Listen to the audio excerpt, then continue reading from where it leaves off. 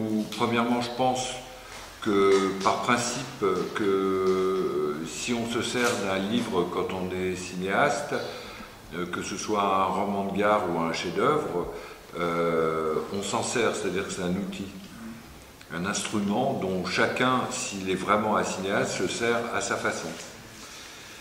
Au point que, là je dirais deuxièmement, les deux films que je connais précédents, celui donc de Buñuel et celui de Renoir, qui sont quand même pas n'importe quel cinéaste,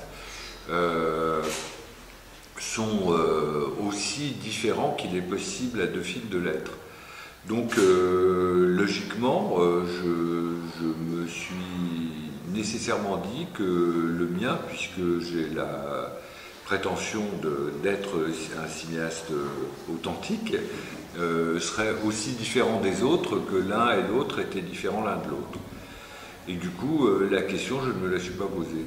La seule chose que je me suis dite, ça va peut-être vous faire sourire si vous connaissez le film, c'est que je ne me servirai pas de l'épisode des bottines dont Buñuel fait un grand cas et qui est resté la scène dont tout le monde se souvient à propos de la version Buñuel-Jeanne Moreau.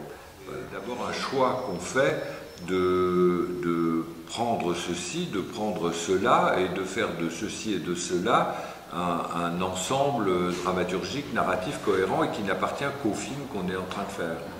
Donc moi j'ai sorti du livre un certain nombre de situations, de scènes qui m'intéressaient particulièrement et que j'ai mis ensemble dans un ordre narratif qui ne relève que de moi, qui ne relève ni de Mirbeau, ni de Renoir, ni de Buñuel. Oui, donc quand on voit justement vos films précédents, on sent justement qu'il y a la touche, donc il y a votre touche. Bah écoutez, ça, je vous remercie. Oui. Et en même temps, donc quelles sont vraiment justement les choses essentielles? C'était plus axé sur le personnage vraiment. Bah, ce qui m'a intéressé pour commencer, c'est que ce qui est exposé par le roman de Mirbeau, c'est le parcours d'une jeune femme d'un point à un autre décisif de son existence. Et d'une jeune femme qui ne se satisfait pas de son existence présente et qui veut accéder à une autre vie en quelque sorte. Et c'est cette espèce de seuil, l'avant et l'après ce seuil, que j'essaye de représenter. Et là, ça a quelque chose de très spécifique et de très passionnant pour moi, enfin qui était au départ très passionnant pour moi, qui est que cette jeune femme, Célestine, se fait d'elle une image qui est parfaitement hostile à l'image que le sort social veut lui donner. C'est-à-dire qu'elle est belle, elle est futée, elle est intelligente, elle est décidée, elle est autonome, enfin en tout cas elle veut l'être avec même une sorte d'insolence. Et elle est donc en constante contradiction avec la situation que le sort social, qui du coup est comme un destin, lui fait. Et tout le film se passe à essayer de saisir comment elle va s'en échapper. Voilà, qu'elle porte comme un animal en quelque sorte qui serait pris dans une sorte de piège et qui chercherait par où, en se débattant, ou au contraire en restant prostré, ou dans une panique, ou bien au contraire dans un calcul, cherche à s'extraire de la situation dans laquelle il a été, malgré soi, jeté. Parce qu'en plus, on s'aperçoit qu'il y a une constante, c'est qu'elle n'accepte pas jamais son sort, quoi. Non, et dès le départ, c'est pour ça que j'ai voulu que le film soit structuré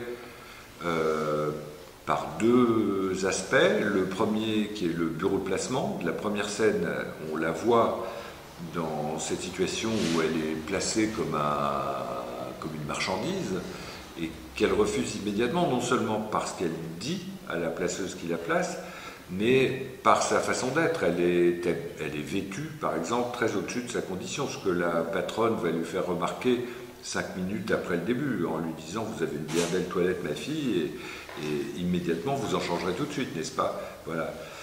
Et une attitude de refus, d'ironie, d'insolence, d'acceptation malgré tout, mais pour toujours, on sent qu'elle est à l'affût, on doit sentir qu'elle est à l'affût d'une issue. Voilà, qu'elle est dans une contrainte et que de cette contrainte, elle va chercher le film Durand à se libérer. Et elle ne va trouver pour ça qu'une espèce de monstre qui est ce Joseph. Mais alors ce monstre, moi j'ai voulu que soit sensible, que puisse être ressenti l'attraction qu'il exerce. Donc c'est pour ça que j'ai demandé à un acteur qui en principe bénéficie d'un capital de sympathie générale, qui est Vincent Lindon. Je voulais construire le film de telle sorte que le présent qu'elle vit soit comme troué par moments, régulièrement, de réminiscences qui viennent en écho dramaturgique de ce qu'elle est en train de vivre. Et que 1, 2, 3, 4 souvenirs, comme ça, situations souvenues, fassent écho et donnent une sorte de profondeur dans le temps mémoriel pour elle, à ce qu'elle est en train de vivre. Et aide à rendre sensible sa trajectoire mentale. Elle le dit littéralement, à un moment il y a une voix intérieure, alors qu'elle est en train de servir des pruneaux qu'on va lui reprocher d'avoir volés, elle dit « faut-il que nous ayons la servitude dans le sang ?» Et il y a ça qui est là. La servitude volontaire, subie mais assumée, est la seule raison de l'entretien constant, de la pérennité de cette condition. C'est-à-dire que la liberté, c'est d'avoir le choix. Elle cherche les termes de ce choix. Et elle ne trouve comme terme qu'arrivent des syllabes d'un pire à un autre pire. C'est le moins pire pour elle qu'elle prend, mais qui n'est pas forcément le meilleur en soi, et pas du tout en l'occurrence. Mais c'est très moderne, je trouve, par rapport à aujourd'hui. Oui, moi aussi. Et par rapport aux révoltes, à des choses, oui. des choix même le terrorisme, des choses comme oui, ça, oui, où oui. tout d'un coup ce sont les choix. C'est une sorte de nihilisme qui est tenace et qui a traversé tout le XXe siècle et qui nous atteint encore. Il faut, pour pouvoir sortir, on n'a plus que le choix du désespoir qui est de faire tout sauter. Je crois que, personnellement, je pense que le monde est divisé en classes sociales et qu'elles sont antagonistes. Voilà. Après, on en fait ce qu'on veut. Dans ce livre que je n'avais donc jamais lu et qui m'a sauté au visage, c'est à quel point Mirbeau parvient à rendre compte le rassemblement, la condensation de toutes les ségrégations qui se sont inventées, constituées en discours à ce moment-là. Ségrégation raciale, ségrégation sociale, ségrégation sexuelle. Voilà.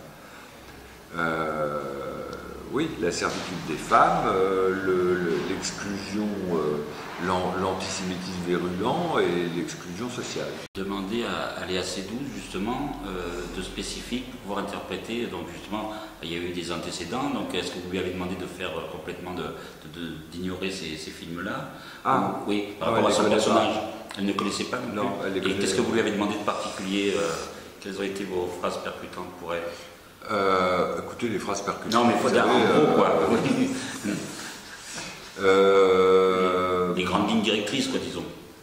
Mais c'était plutôt ce que je vous ai dit pour commencer, c'est-à-dire d'essayer de vivre ce qu'elle vivait de la façon la plus spontanée et animale possible. C'est-à-dire qu'on puisse lire sur son visage ou dans ses attitudes des changements comme presque météorologiques, comme vous savez, des fausses teintes, des nuages qui passent, où tout d'un coup les choses s'éclairent, qu'on le lise, qu'on sente sur elle cet appétit d'issue, d'ouverture. Et en même temps, cette contrainte par le malheur ou le sort social. Et qu'on sente cette fourche qui la divise sans arrêt, entre ce qu'elle est et ce qu'elle voudrait être. Il y a des moments où elle vous a surprise? Ah, constamment. Oui. Ah, non, mais ça, alors là, moi, je ne tourne autant que possible qu'avec des acteurs et surtout des actrices qui me surprendront, quoi que je leur fasse faire. Mais justement, je leur fais faire, j'essaye de leur faire faire des choses de telle sorte que je sois le premier spectateur de ce qu'elles vont faire. D'abord, la force du personnage central, qui a cette particularité d'être là du premier début à la dernière fin, sans cesse, Et avec cette idée induite, que ce projet induit que on ne verra qu'elle, ou ce qu'elle voit, ou ce qu'elle pourrait voir. Voilà. Et ça me passionne. C'est quasiment un programme de mise en scène, de cinéma. Ensuite, c'est ce vœu, ce projet, cette perspective de dire de toute façon quelque chose de très présent sur le présent, mais en passant par un temps dit révolu. Ce temps dit révolu ayant cette particularité d'être, en l'occurrence, à l'origine de ce qu'on vit aujourd'hui. À savoir, tout ce qu'on vit ces temps-ci, en France et ailleurs, vient du début du XXe siècle, de la constitution des discours de ségrégation, de l'affaire Dreyfus qui a tout cristallisé. Et cet écho-là, traversé par un personnage comme celui-là, suffit largement pour moi à donner un ressort à un projet comme celui-là. Et à donner envie à une actrice, parce que ça c'est très important aussi. Il s'agit c'est pas le tout de dire on s'entend bien, on va refaire un film ensemble. Faut que le plus souvent moi, je donne l'envie à la comédienne, à l'actrice, à l'interprète, de passer des mois de sa vie à ne s'occuper que de ça. À part Léa et à part Vincent Lindon, qui n'ont jamais fait de théâtre de leur vie, j'ai plutôt cherché parmi des acteurs qui avaient ou qui ont eu une pratique scénique importante. Alors Hervé Pierre, le patron, là, Monsieur Lanlaire, lui j'avais déjà tourné 2 fois avec lui, des petits rôles comme ça, c'est un acteur que j'adore, mais sur scène, à l'écran, dès qu'il est là, tout de suite, il a à la fois une ingénuité, une invention, un talent, une vie incroyable, et quelque chose, il est affamé de jouer, ça lui plaît, quoi. Et pour faire son épouse, qui est extraordinaire, je trouve, j'ai pris tout simplement sa femme, à lui, Clotilde. Clotilde Mollet, elle a peut-être fait 2 fois dans sa vie du cinéma, sinon elle fait du théâtre tout le temps. Et je trouvais très plaisant et cocasse aussi de leur faire jouer à tous les deux le couple du film.